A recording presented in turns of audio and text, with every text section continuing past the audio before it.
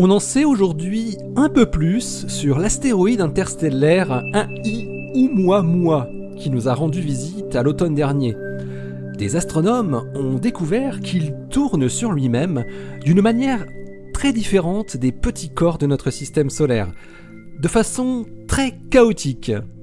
Un signe d'un passé très agité.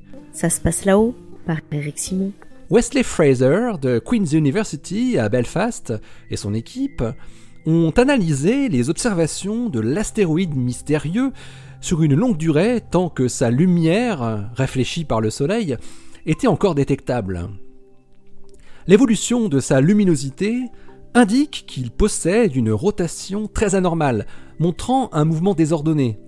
Les astronomes pensent qu'il possède ce mouvement propre peut-être depuis plusieurs milliards d'années et qu'il pourra encore durer des dizaines de milliards d'années avant de retrouver une rotation normale suite au stress interne et à la friction de ses matériaux constitutifs. Fraser et ses collègues estiment probable que Oumuamua ait pu subir un impact avec un autre astéroïde avant d'être expulsé de son système stellaire et de se diriger vers le nôtre. Mais pas après.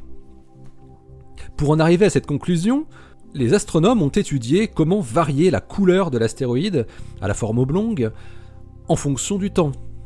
Ils ont découvert que lorsque la longue face de 1I Oumuamua était dirigée vers nous, une grande zone de cette face apparaissait plutôt rouge, tandis que le reste de sa surface restait de couleur neutre, du genre neige sale. Les chercheurs en déduisent une composition variée, ce qui apparaît déjà inhabituel pour un tel petit corps, de 200 mètres de long pour environ 40 mètres de large. Ensuite, la variation chaotique de la couleur de la surface de Oumuamua dans le temps n'était pas bien comprise. La période de rotation qui était observée pouvait varier entre 6,9 et 8,3 heures. C'est en modélisant l'objet que les chercheurs ont compris que le mouvement propre de l'astéroïde était bien désordonné de la sorte. Fraser et ses collaborateurs montrent que l'astéroïde se trouve dans un état rotationnel excité qui a une rotation autour d'un axe qui n'est pas son axe principal. Ils parviennent même à reconstruire, à partir de ces signaux, une forme un peu plus précise que ce qui avait pu être déterminé auparavant pour Oumuamua, avec un ratio grand axe sur petit axe supérieur à 5.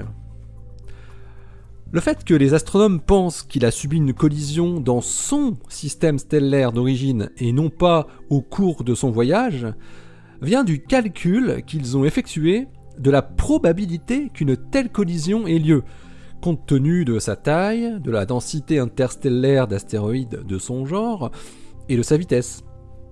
Le résultat ? Une collision toutes les 10 milliards de milliards d'années. Ouais, 10 puissance 19 années. Autant dire jamais. Allez, d'ici la prochaine, portez-vous bien, restez bien les yeux vers le ciel, pour surveiller peut-être qu'il ne vous tombe pas sur la tête justement, et restez bien les pieds sur terre. Allez, salut!